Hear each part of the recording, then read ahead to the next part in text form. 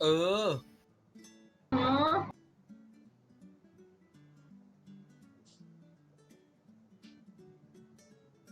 เอออืมเอออะไรวะเอ้ยโอ๊กโอ๊กโอ๊กไม่อยู่หรอน้อง โอ๊กโอ๊กโอ๊กโอ๊ก เอ้า โอ๊ก โอ๊ก โอ๊กโอ๊ก โอ๊ก โอ๊ก โอ๊ก โอ๊ก โอ๊กโอ๊ก โอ้ยโอ้ย โอ๊ก เหมือนมากเมื่อกี้เหมือนเสียง ตกใจ เลอเป็นเสียงโอ๊กเรือเป็นชื่อโอ๊ก เลยเป็นชื่อโอ๊กโอ๊ก กลับมาแล้วฮะ โอ๊กเมื่อกี้เลยเป็นชื่อโอ๊กอ่ะ ใคร ไม่ที่เรา ก็ ยังไง ไข่ นะ เป็นฟักแล้วโอ๊ยไข่ โอ้ย ไม่ให้ตั้งชื่ออะ อ๋อ เป็ดปะ เป็ดแค่เป็ด เป็ดหรือไก่ เดี๋ยว เป็ดนะ เป็ด เอากดสุ่มชื่อเลย อ่า แต่ว่าให้มันเป็นอ่ะฮะ ให้มันขึ้นต้นเป็นตัว F อะ อ่า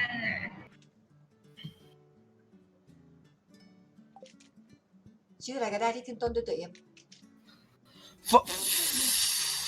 ไอ้เชี่ยไอ้ออยไม่เข้ามาเล่นเหรอ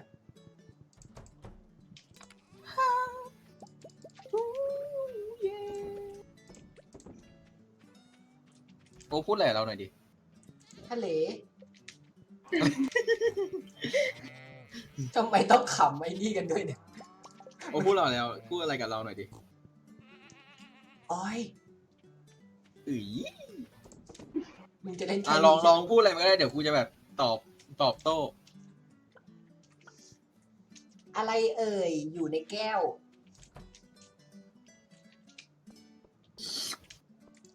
มึงตอบโต้กูอย่างนี้เนี่ยนะ ไอ้บ้า ของแข็งไว้โอ๊ก อะไรวะ ของแข็งเนี้ยมีน้ำด้วยเว้ย ของแข็งนี่กินได้ปะ มันก็ที่ส่วนที่เป็นน้ำก็กินได้นะบางที ส่วนที่เป็นน้ำของแข็งหรือเปล่าวะนั่นน่ะ แต่แบบของแข็งบางทีมันก็ไม่แข็งไง บางทีมันก็ไม่แข็งด้วย ใช่ คือมัน ใน อ่อน แก้วนะ ในแก้วด้วย ในแก้วในแก้ว ช้อนพลาสติก ห ไอ้เหี้ย เออ เออ เชี่ย ำแย่ว่ะ มันเอาจนได้อะจ่าห์ชงไปทางอื่นเลยนะ แล้วมันดึงกลับมาเหมือนโดนกระตุกอะเมื่อกี้ ได้ กระตุกโอ๊กเคยกระตุกปะ คือหมายถึงเสียง ไม่คือเคยจะกระตุกแบบอุ๊ยอ้ออะไรแบบเงี้ยปะ what the fuck แบบกั้นหายใจแบบ อะไรเงี้ยกั้นหายใจอ่ะ อ๋อ เคยตอนโดดน้ำ อ๋อ ตอนโดดน้ำ โดดน้ำนะไอ้เหี้ย แล้วบนที่นอนอ่ะไม่ดิไม่ นอน มึงถามตัวเองดีกว่าเนี่ย ไม่นะมัน โอ้โหวาย อยู่กว่าลำบากไปถึงอะไรวะ มึงหมายถึงอะไรเนี่ยไอ้เหี้ยน่าเกลียดแย่มากเลย เอ้า ก็หลุดอีกแล้วว่ะ เอา เอ้า จานเนยดูดอีกแล้วนะทำไวน์ส้มทั้งเซตเลยเดี๋ยวนี้อ๋อรีบมาตัดไม้เพิ่มหน่อยดิ โอ๊กถามเราเหรอ ไม่ได้ถาม เอ้าเมื่อกี้มึงบอกว่าตัดไม้ ไม้ตัด ไม้ตัด ไม้ตัดไอ้เหี้ย โอ้ไม่ได้หรอกขวานทองอยู่กับกูบัตเทิลฟรีอยู่กับกู มากูเอาขวานกูไปทำขวานทองแล้วมึงจะซีดทำไมเนี่ย มันจะกระจีริมฝีปากดิแล้วมันจะกระจีกระพุ้งแก้มดิชอบ กระติกกระปุงแก้มมึงอย่าอู้งานดิเขาไม่ช่วยทำงานทำการหน่อยสิ เชี่ยเอ้ยโอ๊กกูทำนี้ได้ไงวะกูเนี่ยอู้ อ๋อชีวิตจริงมันก็อู้ อู้นี่คือแปลว่าพูด อู้กันเนอะ จันในอัพบ้านยัง ไม่ยัง ไปอัพเลย อัพเลย ครับเลยใช้อะไรบ้าง ฮาร์ดวูด มาดูอย่างเดียวเลยนะ อ่า เอ๊ะ อัพบ้านหลังใหญ่เลย แล้วเมื่อไหร่จันเนยจะเอาเซบาสเตียนมาอยู่บ้านเนี่ย มันครบ10ยัง ยังตอนนี้ผี กี่หัวใจละ สี่ 4 ใช่ จันเนยไม่ได้เล่นเลยนี่หว่า ใช่ เฮ้ยแต่เร็วแต่แป๊บเดียวอยู่แหละ ไม่นานมั้งน่าจะไม่นาน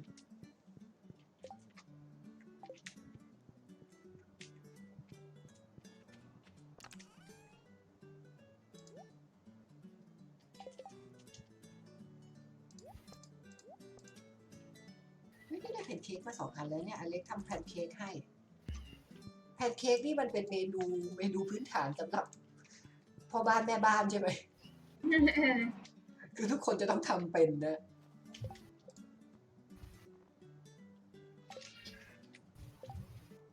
อ้าว เอ๊ะ มันไม่มีให้อัปเกรดอ่ะ หึ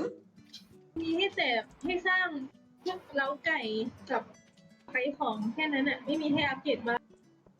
เอ๊ะ ทำไมอ่ะ เดี๋ยวนะบ้านมันมีแค่ขั้น3นะเนี่ยเอานี่ก็ใหญ่สุดแล้วนี่ อ้าวไม่ใช่ว่ามันมีอีกขั้นนะที่แบบมีห้องนอนขนเด็กด้วย ก็ของบ้านจันเนยนี่ก็มีห้องนอนเด็กแล้วนะข้างบนไม่ได้ อ้าวเหรอ ขึ้นไปดูบ้างเหรอ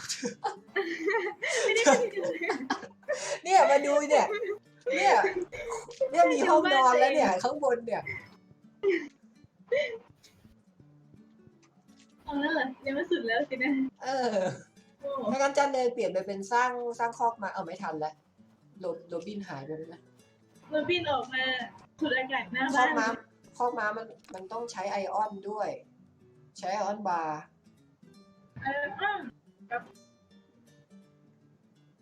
กับไม้ปะ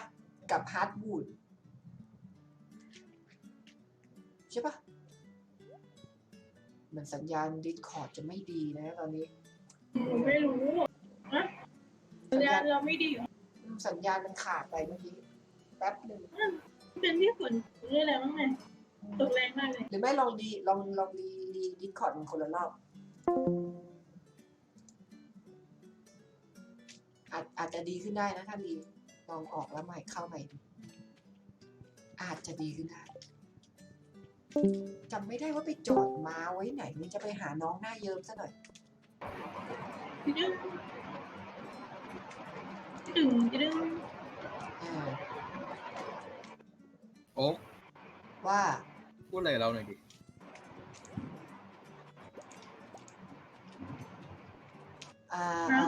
เมื่อไหร่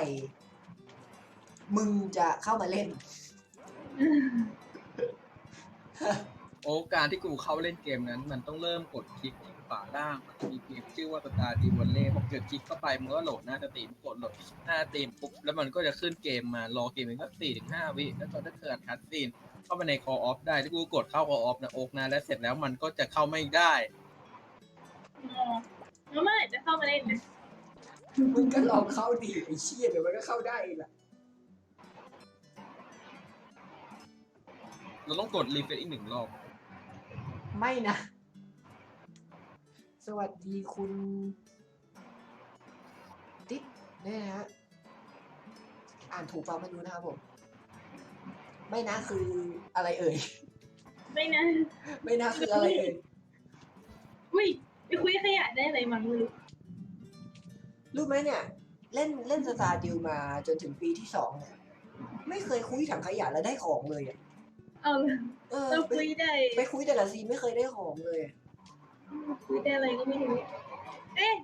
ได้โค้ดขนมมากินด้วย เอาวะ อยากคุยขยะตัวนี้คุย ติ๊บติ๊บติ๊บ อ่านชื่อถูกแบบไม่รู้ขออภัยด้วยนะครับผม เธอคนไม่จำเป็น เออ ต้องเดินจาก ไอ้ ไป หมี โอ้ รู้ภายในใจจะรักเธอแค่ไหน เฮ้ย ไอ้เสกายไอ้เสกาย หายากนะครับคนนี้นะฮะ โยกสุกร์นี้กูไม่อยู่ สุกร์นี้มึงไม่อยู่ กับเสา อะไรคือหมายถึงมึงอยู่ไม่สุขแล้วเหรอ เออ จะบอกให้กูไลฟ์แทนใช่ไหม ไม่กูบอกเฉยๆไหนๆมันก็ไลฟ์อยู่กูก็เลยบอกในไลฟ์ด้วยว่าสุกร์นี้ไม่อยู่ไปทำงาน กลับดึก วันศุกร์เรียนเช้า น่าจะ ถ้าจะไลฟ์แทนก็กลับมาไลฟ์ได้อยู่ ก็มีวันเสาร์อะวันเสาร์กูไลฟ์ได้ แล้วก็วันอาทิตย์ไม่รู้อะวันอาทิตย์ได้แหละ นั้นเล่นแต่โดตามาเล่นลีกกูมา ก็กูเล่นแต่โดตาไง เนี่ย เพราะอะไรวะ ช่วงนี้เพื่อนกูมันเล่นโดตากัน แล้วมันก็ดึงกูไปเล่น กูเนิร์ดกูไม่ใช่เพื่อนไงไม่มีอะไรไม่ได้พูดเลย เดี๋ยวกูแทงด้วยกัน น้อ ไกล ยใจ น้อยใจ เดี๋ยวกู ว่ะ แทงด้วยกันไกลเลยสัตว์ น้อยใจมากเลยน้อยใจ น้อยใจเฮียอะไรกันเดี๋ยวกูแทงด้วยกันไกลเลยแม่ง ออยมึงเห็นกูเข้าไปนอนตรงนั้นไหม เอาไอ้เหี้ยออยแม่งเข้ามานอนด้วย อีกแล้ว มันเหงาลู ไอ้เหี้ย ไม่ถึงมันเหงาเหงา 2,700 ไม่สบายตัว แล้ววันนี้ นัด เฮียอะไร เป็นไงบ้าง อร่อยดี ไม่ถึงอาการมึงอะ อร่อยดี ไม่ถึง อาการมันคืออะไรวะ ไม่อา อาการไหน คอมอะอาการคอม อาการคอมกลับมาโอเคแล้วเว้ยส นึ รุ ก ป ว่าอาการของสมองมัน ไอ้เหี้ยวันนั้นกูหงุดหงิดจริงไอ้เหี้ยแบบ จอฟ้าแม่ง7 รอบกูนับรอบอยู่7 รอบไอ้สัตว์ คอมเพิ่ง ต ประ อน กอ แร บ ก เลยนะ